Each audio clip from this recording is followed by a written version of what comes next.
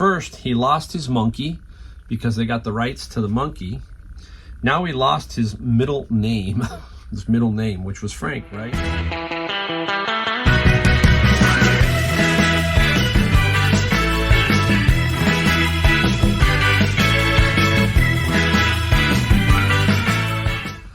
Hey everybody, Mike Golden State Picker in the garage with another video. Today, a couple of things that we found and some things that we sold. And an interesting thing that we sold is a little bit of a story behind it, so we'll talk about that and just a few other things. Should be a pretty quick video today. Getting ready for vacation number 3 with my wife. She's retired in August, and it is now late October, and we're going on our 3rd one. This one is special. This one we are taking off for Hawaii, and we only stay at one particular resort every single time we go, and we love it there. And we just go, this is the one vacation I'm looking forward to where we just do nothing. We absolutely do nothing. We hang out at the pool, hang out at the beach, have dinner and all that kind of stuff, but we don't try to crush Hawaii, try to drive around, all that kind of stuff. We do a little bit, but not much. So I'm looking forward to that. And that's part of what? Being a reseller. We talk about it all the time, that freedom that we have to pick and choose. My wife has been waiting for this time where she doesn't have to sign up for a vacation in basically December or January. And by the time all of the seniority is done, she can't take anything till August. That's crazy. So that's gone, and now we're enjoying some of the fruits of our reselling business, that kind of thing, and we're gonna have a lot of fun. All right. So I have slowed down, like I do. I've slowed down a lot. I have not. The sales have been strong in both categories. Have been really pretty good. I cannot complain. I'm just not out there grinding as much as I used to. I told you I would slow down.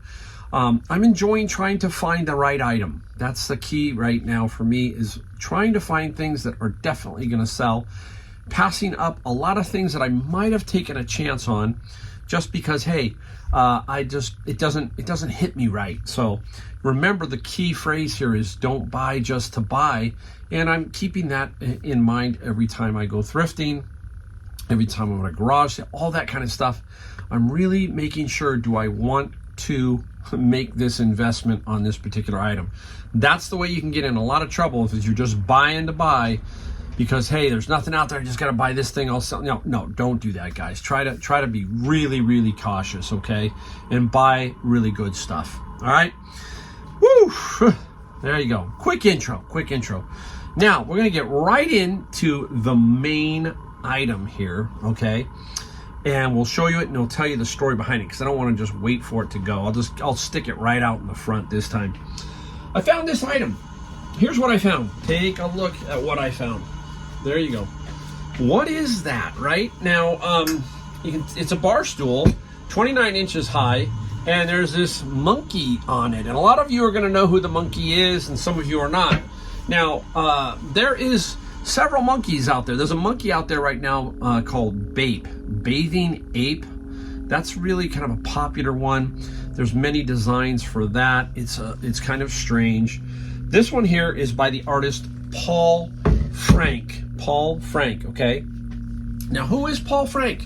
I think I can try and put a picture up here to show you who he is and some of these stools that he has. He started this business on a whim with a sewing machine and an idea, and it took off. Okay, the ape's name is Julius, and his real name is Paul Sunich. His middle name is Frank, so it's Paul Frank Sunich. That's his real name. So he used Paul Frank on this particular design. And what's interesting about him, as it took off pretty quickly, anyhow, he got into some business dealings with some people, and it took off, and he was kind of one of those eccentric artists, and it didn't really appeal to him, I guess, money-wise, and he ended up really basically giving away and losing the business to a bigger corporation. Now, it gets kind of weird and complicated. He said he wanted to stay and work for the company for basically a wage and all this other things. It was really kind of just a complicated thing. And he ended up losing the rights to his name, Paul Frank. Yeah, he lost. It says here, I'll just read you part of this article. This is from 2007, so it's interesting. Poor Paul Sunich. First, he lost his monkey because they got the rights to the monkey. Now he lost his middle name, which was Frank, right? Costa Mesa-based Paul Frank Sunich, creator of the ambiguous Julius the Monkey icon, can no longer put his name on t-shirts, according to a 16-page ruling yesterday by the Orange County U.S. District Court judge. Paul Frank Industries, that's the industries that owns the rights to this now, prevailed in a trademark infringement lawsuit against the designer, who last year, after a falling out with the company he co-founded 10 years ago, Sunich transferred the rights to his trademark monkey to PFI at that time. The court found that Sunich's use of his first, middle, and last name on his latest Tree Stitch brand infringed upon his former company. Wow. Nothing like your name, right? They tell you your name, your good name, all that kind of stuff. Here's a guy, he can't put his name on anything. It's stuck. He's in, he can't do anything. So he's got to kind of completely come up with something. Maybe he should change his name. I was thinking, maybe, but he didn't. It's 2007. I think he's back working for PFI Industries is what I read a little bit on Wikipedia, but interesting. So I bought this stool at Goodwill, about $25. Had it for a while. I thought I was going to sell it a lot quicker than what I did, but I did sell it, and I sold it for $175 and $80 shipping. Not a fun one to box. I have the box for it. I got $80 shipping. It's going to Tampa, Florida, so I'm really, believe it or not, on the line. I've noticed that on the cubics right now, because it's getting in that fourth quarter, I've seen a little tick, even on UPS and FedEx, mostly UPS because that's what I'm shipping mostly with. So this is going to be close. This one's going to be close. I'm going to try and keep it down under 36 inches. The numbers I think you really want to keep down are 48, under 36, and under 24. I think if you start to work those levels, if I can get this down to about 34 inches in height, I think I can save enough money and make it work out. So we will see on that. So, hey, your name, right? Your good name. You sold the rights away, and that's what happens. And sometimes that can happen. All right, a couple things I want to talk about what I found. I did the bin of books. They've been really kind of raunchy. They have not been good. They've been really kind of soft, but there's still good value in them. I'm making money, but it just seems like donations across the board from what I'm seeing is really getting a little bit soft. I go to this one particular place and they really seem like they're down.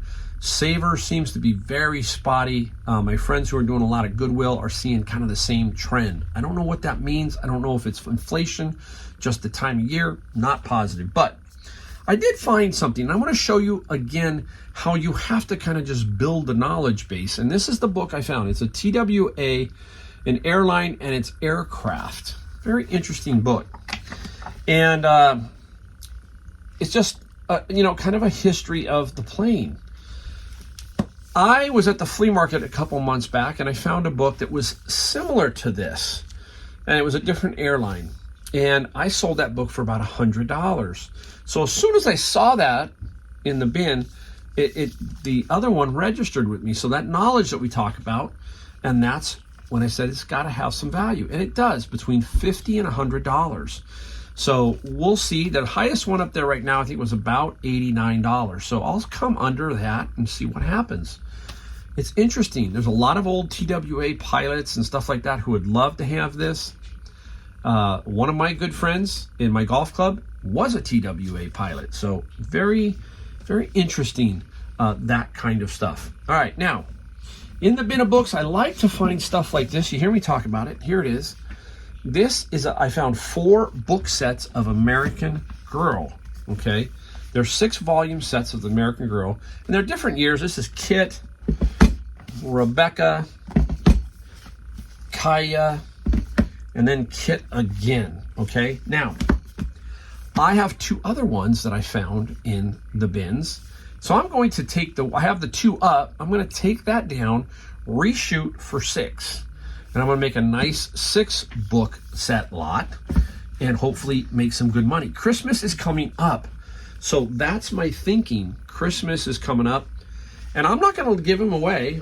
I will, put a fair price on them and let them sit. That's the other key that I have found in my time of doing reselling is as you get better at it and as you get less dependent on the money, let's say, okay, that you've got to have this to pay the rent, you got to have this, you can then become more patient and sitting on these a little bit and not jumping so quick at offers. So I like to do that a lot on certain things, is hold my ground a little bit, hold my ground. All right, let's go for this right here. Just got this.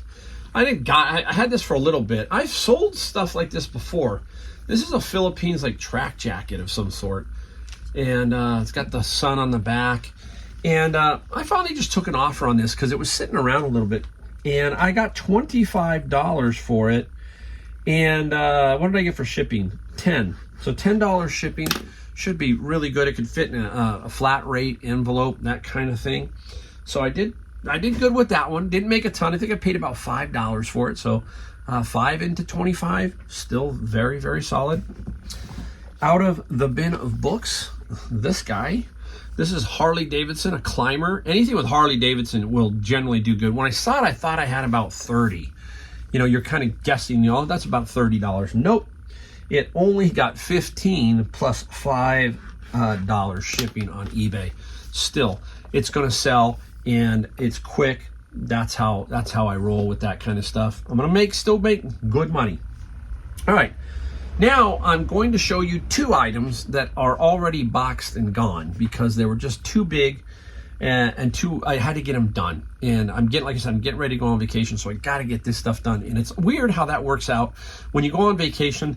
The Paul Frank Julius Barstool sells. You gotta box it. And these 2 other ones sold. So it's like, okay, one of them is really difficult and one of them wasn't. So let's put them up. The first one is Mr. Christmas, okay? And I bought this one off my friend Tyler. And I held on a little while and I finally got $120 plus $30 shipping. And that is actually gonna go overseas. So that one's going overseas. 120 plus 30. So they probably paid close to 200 for that. It was brand new. It's a carousel. So a lot of Mr. Christmas stuff does really well, especially now towards Christmas, obviously. The next one is very cool, and we'll give you the story because if you're new and you haven't heard how I work, this is how I work. I'm going on vacation. Does that mean I'm going to stop buying? No. I've got a couple of friends in town, and they know what I like. So occasionally they might come across something while I'm on vacation, just like these. These, I'm going to put it up here, are lamps. I love this green glass, amber glass lamps, and there are a pair of them. They sold for $300 plus $100 shipping. All right. How did I get them? I was on vacation in Las Vegas, and my friend Roger's a great guy. He knows I like them. He found them at Savers for $10 each minus the 20%, basically $20. Basically $20 after everything's said and done. I said I want them. Came back from vacation. They had lampshades on them. I've got the lampshades up for sale too. And I sold these for $300, okay? So that's what I mean by networking, right? That is a big key to reselling, is networking. You have to do that if you wanna really ramp up your sales. Now, as far as shipping goes, you're going, how did I ship that? Now, that's the thing I like. I am creative. I just love to think, how am I gonna ship that? It sucks because it's glass, right? But basically, it was 3 boxes, okay? The top half was narrow. So I really didn't have to worry too much about that. I just had to get that so it wouldn't move around too much. The bottom is where the key was, is I gotta make sure that that's protected. So basically, I took and married 2 boxes together and shaped it with some foam and some bubble wrap and some newspaper. Really got that thing in there tight. dropped the other one on top, and then I took the same size. I had 3 boxes, all the same size, and I pushed the next one on the bottom. So the bottom section was double boxed, basically double boxed, and it should make it. There were 2 boxes, and it was going from here to Maine, and I charged $100. The key here was I got it under 24 inches. Remember we just talked about that? It was 22 by 13 by 13, and they weighed 14 pounds. They each cost $38 to ship. That's a 2-label shipment. So you just go in and print another label, and you've got 2 boxes. So they basically weighed exactly the same, labeled them, and remember I said you want to make money on shipping. So I made about $23, $22 on the shipping. That was basically the time for me to box them up, basically, in some bubble wrap, that kind of thing. So networking, business card, build those friendships. You'll be amazed at what will happen. And I'm hoping to pick some more stuff up while I'm in Hawaii. I'm hoping. All right, up next. Here we go. Who is it? Who is it, you say? Who is it? Well, I'll tell you who the bass player is. Les Claypool. I'll give you all a few seconds to think, who is Les Claypool? I just talked about him earlier in a video. If you stuck around and you've been on my channel, Les Claypool plays for the band Primus. Primus is a little odd band. They like to play some funky stuff. And he's from our area. He's from the East Bay, which is up by Oakland, California. Speaking of Oakland, last night, who did I go see? The Great Scorpions. The band The Scorpions was playing at Oakland. Me and my son, we went up there and we saw him. Second time we've seen him in about 4 years. We saw him with Megadeth about 4 years ago. Let me tell you guys, I've seen Aerosmith in the last month and the Scorpions. It's a pretty close tie. I'll take Aerosmith but the Scorpions, I will tell you, those guys know how to power rock. They know how to power rock. They were amazing. Klaus Meine, he still has his voice. It's still there. 70 plus years, 75, I think. They've been around since, get this, 1969. 53 years. 53 years for the Scorpions. We saw them on their 50 year. That's craziness. That's absolutely wild. Really wild to me. But anyhow, Les Claypool, the band Primus. And we went and saw Primus too. I mean, I'm on a rock and roll, just heading out, doing rock and roll shows. I told my son, hey, we got to go see everybody, because guess what? They're 75. They're not, we might have 2 or 3 more years of some of these bands, and that's it, guys, and that's it. So Primus sold for $60 plus $8 shipping. How did I get these? You heard the story, hopefully. If not, basically, really quick, friend networked me. He was at a garage sale, said, hey, this guy's got 2 big boxes of CDs. I asked the guy, how much? $50. What else did he give me? I was looking at some flashcards for lawyers. Remember, there were like 9 boxes of those? Those I didn't show you in this. They sold, though. They sold for $60. Take away the fees of about $10, $50. Basically, I walked into that garage sale and got the CDs for free. And this is $60. I mean, that's how it works, guys. Networking. Another friend said, I know you want CDs. I don't want them. Here they are. Go get them. So that's how I did that. Really cool on that one. All right, up next. Let's go here. Another set of books. Older Nancy Drew. Do not like to throw them away. They are a little bit, Nancy Drew and the Hardy Boys, I've kind of given up on what they call the Flashlight series. I'm not selling much of that. I just, unless it's the higher numbers, like you go 40 to 50, you'll find 1 through 10 all day long, it seems like. But if you can get the higher numbers, collect those, and then those should sell. Right here, this is a 4-book lot set, $50 plus $10 shipping out of where? The bin of books. There you go, right here. If I get, let's say I get 125 for the 6 of these, and 50, that's 175. This pile here almost pays for 1 of my bin, right? 1 of my bins. All right, let's get into this one right here. It's a no-no. No-no. I'm not gonna smoke it no more. No. Was that? Oh, that's not how it goes. But that is Ringo Starr, right? The no-no song. That's not what this is about. This is some kind of hair removal thing. This is another item I'm not buying anymore. These things, I mean, I don't know. I don't know if they work, okay? But I'm going to try again. I got $40 for this guy. 40 bucks. I think I have maybe one more left, and that's it. I just pass them up now. I just don't buy them. I can't do it. Can't do it. Wouldn't be prudent. All right, let's get into the golf club portion. A Cleveland wedge right here. This one was a buck or two, as I remember, and it sold for $23 plus $13 shipping. And the way to ship these is a tube. Keep the tube under 48 inches, and it ships via UPS. UPS, a little bit of a tick I saw on the shipping of the tubes for the holiday season. They're averaging about $13 or $14 now from here to Florida. So about 13 or 14 bucks. I got 14 for it, so I got 13, so I should be okay on that one. Now, this one, just got these. If you saw some of my videos, hopefully you'll see them whenever. This is the Odyssey 2-ball white hot and white ice. This one is in really good shape, guys. This tempting to keep this one, but nope. And it has the head cover, which is a bonus. This sold for $90 plus $16 shipping. You can see I changed the shipping on this. I knew that there was just a little tick on UPS. This went up just recently, so I moved it up $2 or $3. Don't be afraid to do that. They still will sell. Where did I get these? If you, hopefully the video was up prior to this. It might come in after. Who knows? These were from Savers. A huge golf club collection came in. 5 bags. There were 110 golf clubs. By the time I was done, I got them all for $70-some. This one right here, this one club paid for all those golf clubs. So they're all paid for, every one of them.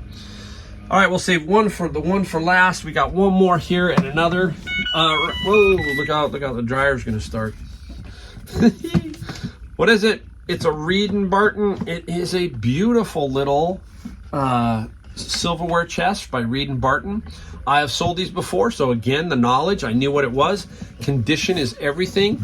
The plaque was gone. I made a notation in there. As a matter of fact, just before I went to do the video, the lady asked me for the size of the brass plaque. All right, sold for $100 plus $25 shipping. I got that at Goodwill, and I paid $11 for it. I paid $11. I knew I'd sell it because of the condition of that. It's beautiful.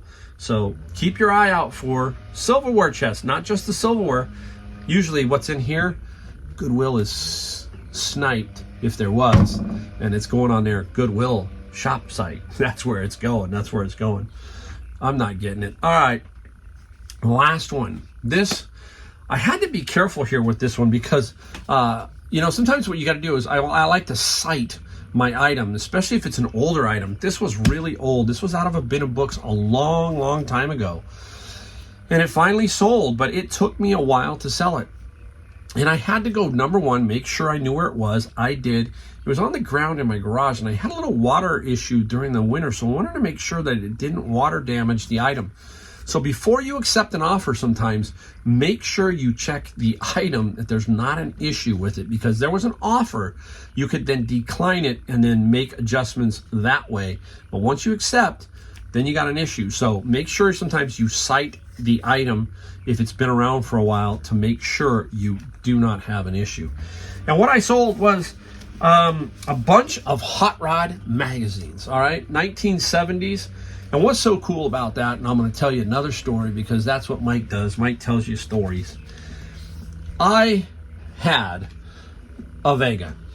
I had a Chevy Vega. It was my first car that I actually paid for. My mom took me down, and I had to make payments. I think it was about, at that time, it was $100. It was for me, it was a lot of money, but I was working. This was when I was a teenager. I had to make the payment. My mom was not wealthy. I was working at a restaurant all throughout high school, so I had this, and this was my payment. I had two things I had to make payments on: the car and a TV set. My TV set was 15 bucks. So I had $115. So that's how you build credit and you build responsibility. Now, I'm driving down the freeway one day, and these Vegas had an aluminum 4-cylinder engine that would warp and would blow up sometimes. And it did. It blew up on the freeway. I was devastated because it had a little bit of sporty style to it. And anyhow, I had to tow it. And I towed it to a friend's auto body shop.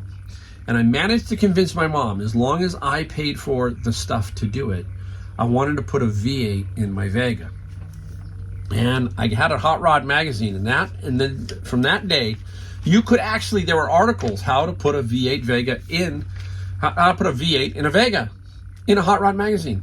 So when I saw this aluminum V8 Vega, that was basically, I think they were talking about Vega doing something like that. But we would drop in V8s. And we go to auto wrecking yards, and I got the 327 Chevy with a turbo 350 transmission, and I put that in the Vega. And I was, by the time that summer had rolled around, when I got back to school, there was another guy at my school who had an El Camino, and his was bad. His El Camino was one serious ride. But then there was mine, and mine had the weight, so light. I had to do coil springs, all kinds of stuff to it, but it was a great learning experience. And my Vega was like the bomb. I can remember one day, I'll tell you a quick real story. I took my sister home. She was in the back seat with her friends, and I got the urge to spin the tires. So I would get up on the incline to the driveway of getting into the school, and I would hit the gas, and the car's tires were just rubber, would spin. The back seat would fill up with smoke. Oh boy, those days were good. Those days were good. So hey, there's the story of my V8 Vega. Oh, I love it. I love it. I ended up selling it not too long after that. Guess what I bought? I bought a Volkswagen Beetle. There you go. Interesting. That's it, guys. That's it for today. More stories, more stuff. That's just the way we are here at this channel. A little bit different. The dryer's trying to figure out what to do. All right, guys. Hey, thanks. See you in the next video.